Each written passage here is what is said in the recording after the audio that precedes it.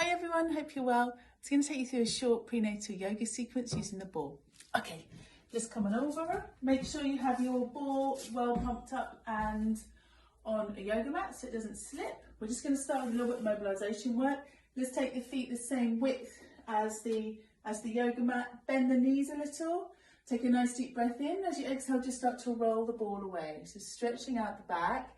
It's nice to have your hands on something when you reach away like this, because you're creating quite a long lever in the body which can strain the lower back if you were to just reach the arms forwards, not resting on anything. So again, let's reach around, bending my knees more as I come down and pressing the hips back. Exhale, inhale. Okay, you can make the movement as big or as small as you wish, depending on your mobility, current levels of flexibility, energy levels, etc. Okay, so again, just reaching away. Breath in, coming back. Let's do one more of these. Nice, it's a real nice stretch on the lower back there. Okay, so let's take a lot of a diagonal now. So just reaching to one side, I've still got my knees bent, coming back to center, across to the other side. Knees remain a little bit bent. And again, coming back to center. And again, reaching away. Good. Again, you can make the movement as small or as big as you wish.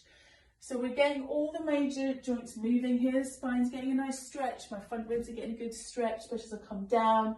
Shoulders, knees, back of the hips also getting a good stretch. Let's do one more on either side. Exhale, reaching across on a diagonal.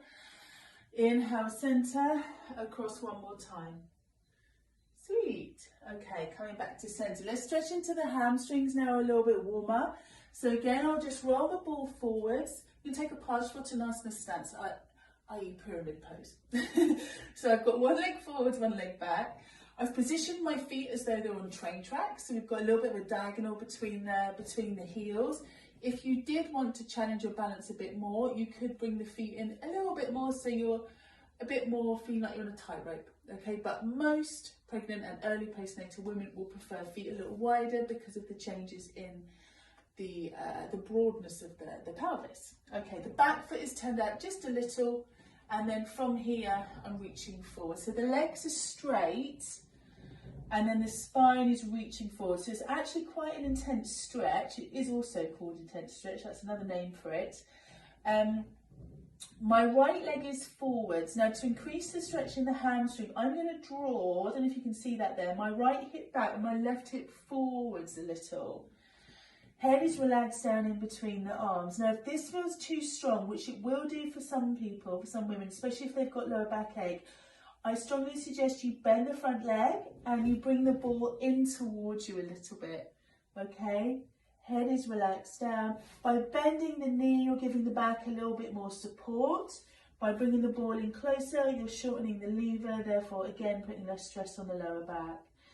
Let's take our time there as we inhale, come up, press firmly onto the ball as you lift. Let's switch up sides. So again, just stepping back. And this posture as well should be okay for pelvic girdle pain. Everything we've done so far should be okay for pelvic girdle pain. Unless, of course, it's very severe and standing is an issue, okay? But mild to moderate pelvic girdle pain, this should be okay. All right, so again, I'm going to draw the left hip back, right hip forwards. And then you can either, again, reach the arms all the way forwards. It's a lovely stretch on the shoulders and chest. Or modify by bending the front knee a little and just drawing the ball in a little bit closer. Okay, so always bear in mind there's always an adaptation for everything. Okay, so there's always a way around things. All right, so again, nice deep breath in and out. Roll the ball in towards you a little, bending into the front knee. Take your time now as you come all the way up. We're taking a seat on the ball now to do some seated postures, some warrior positions. Now I'm going to take the legs nice and wide. Again, this wouldn't work for anyone that had pelvic girdle pain. You would keep the legs in a little closer, quite a lot closer. Again, a good guide for that, for pelvic girdle pain, is to not take the feet any wider than the width of a yoga mat. That's a rough guide I tend to give ladies. Okay, all right, I am, for the purpose of this video, going to take the feet nice and wide though. Again, pelvic girdle pain, you're going to bring them in. and then you can just do the upper body work. So breath in now, reaching up, interlace fingers, press the palms up towards the ceiling and reaching to one side, back to center and across now to the other side, coming back to center, eagle arms, taking one arm underneath the other, bringing the hands together. Now again, that can be quite challenging, especially in pregnancy and breastfeeding time, because the breasts obviously get larger, so that can be quite a challenge. You just do what you can. If needs be, you just bring the hands into prayer position, or you can let the hands rest up onto the shoulders. I'll turn to the side to see what my back is doing. You can stay facing front.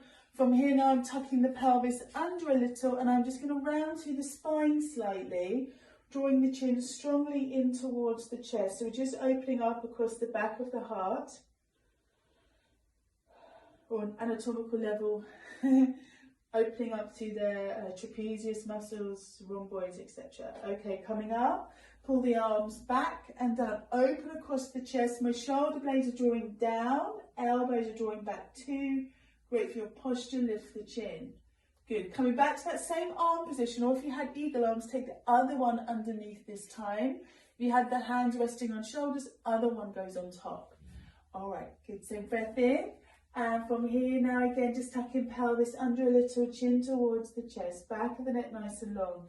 Just stretching all the way along the erector spinae muscles, all the way from the nape of the neck down through to the SI joints. Okay, one more breath. And then again, coming up, open and broaden across the chest. Bring the arms back, lifting the chin. Shoulder blades are drawing down. Deep breath in and out. And then just release, and again, the hands all the way down from here. Okay, coming into a warrior position now. I'm taking one leg out straight and the other leg is bent. Now, normally in this position, we would take the feet back, so they're a little bit more in line with the hips. Because we're on the ball, I'm going to bring the feet forwards a little bit instead. It just feels a bit more comfortable on the pelvis and more well balanced.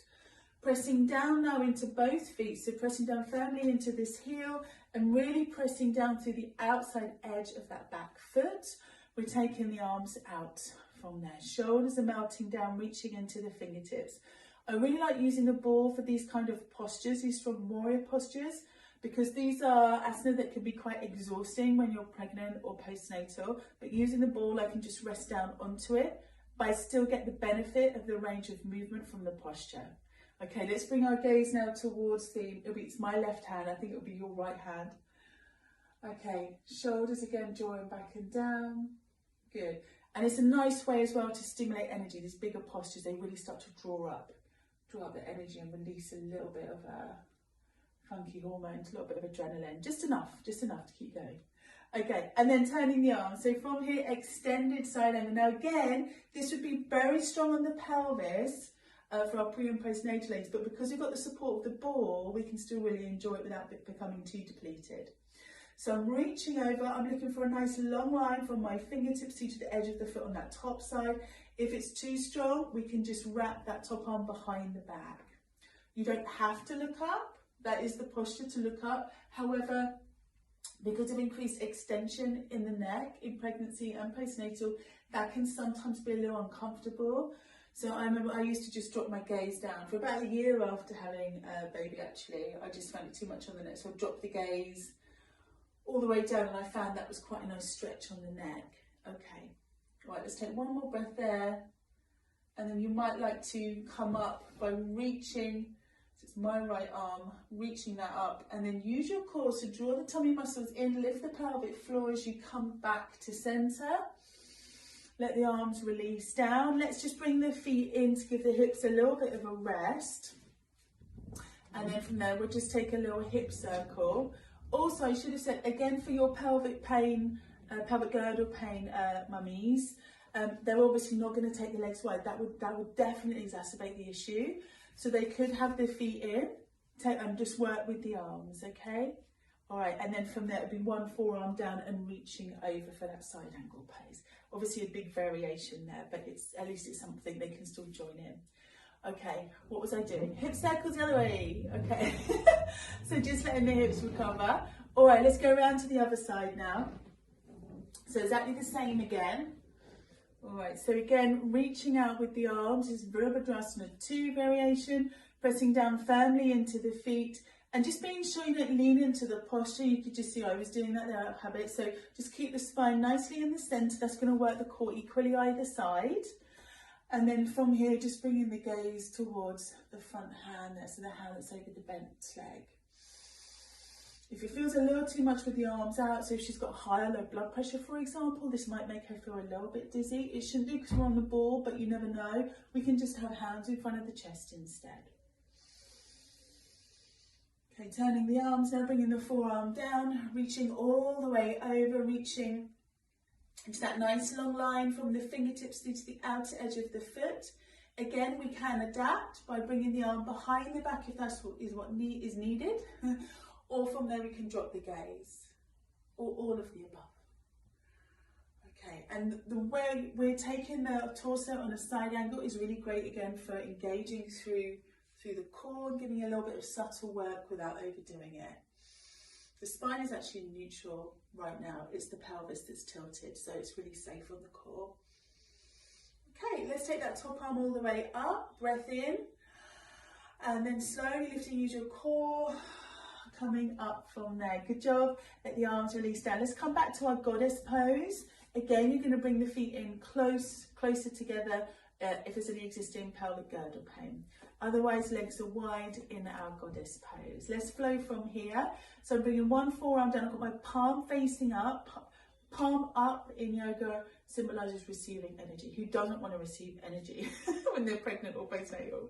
So palm up. I'm going to bring the thumb and first fingertip together as well for Chin Mudra. And then reaching up and over from there into a side bend. Coming back to center, Chin Mudra on the other side. And then again up and over. Lovely. And then back to center. One more either side. Maybe drop the gaze too. And then again.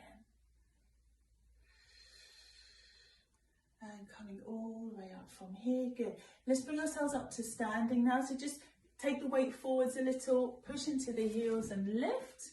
Good.